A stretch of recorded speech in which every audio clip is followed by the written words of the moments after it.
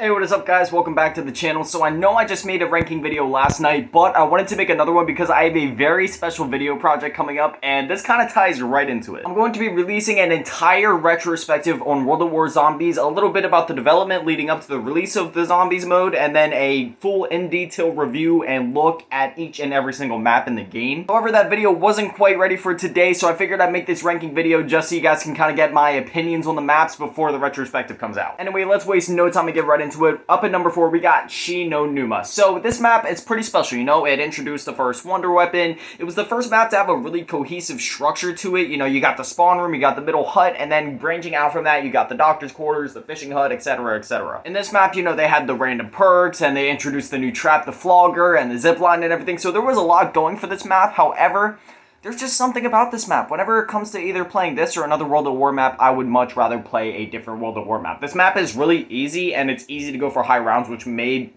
lean into the boring factor for me, I guess, because the other World at War maps in comparison are quite brutal compared to this one. Again, in my mind, all these maps are pretty phenomenal. Like, I love all of World at War. However, if I had to choose a weakest one, I would say that it is Shino Numa, just due to that easy factor and lack of intensity. And while easy maps aren't necessarily bad, like Buried is a ton of fun, it's just so easy that it's mind-numbing. Up at number 3, we got Nocturne Toten, the map that started it all. You know, this map, it's really good. It was one of the first maps that got me into zombies. The first map that really got me into zombies was Verrückt, which we'll talk about in a bit. But Nocturne Toten for me was the second map that really just kind of even furthered my love for zombies, you could say. However, I end up not playing this map much just because the lead up to the higher rounds, man, the first couple of rounds kill it for me. It takes so long. You drag through the opening rounds, you know what I mean? Like, it is just so slow. The zombies just slowly lurk towards the windows, and while it builds to the creepy atmosphere, it kills the pace, man. However, I will say this map, it's very claustrophobic. It's very good in its atmosphere and making you feel unsettled, making you feel creeped out and scared and alone and abandoned in this airfield in the middle of World War II. Like, oh, it is so good. The environment tells more stories than most zombies maps do through dialogue. But due to the glitchiness of World at War, lack of a wonder weapon, and no really ideal high round strategies besides spamming a flamethrower in the spawn room, I'm gonna have to put this one at number 3. Up next at number 2, we are going to have Der Reese. Now this may come as a shock to some people. Well, once I describe number 1, which is obviously Verrückt if you've done the math,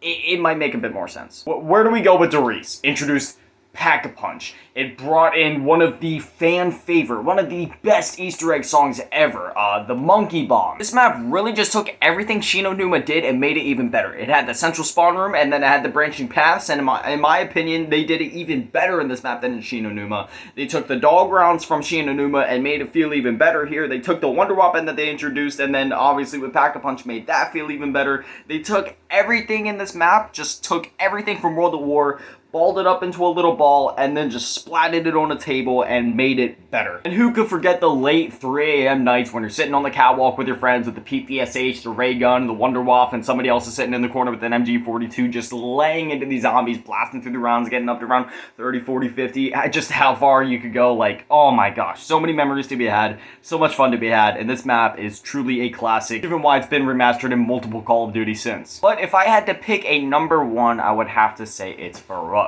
Now, it's totally controversial here, but let me get into the reasons.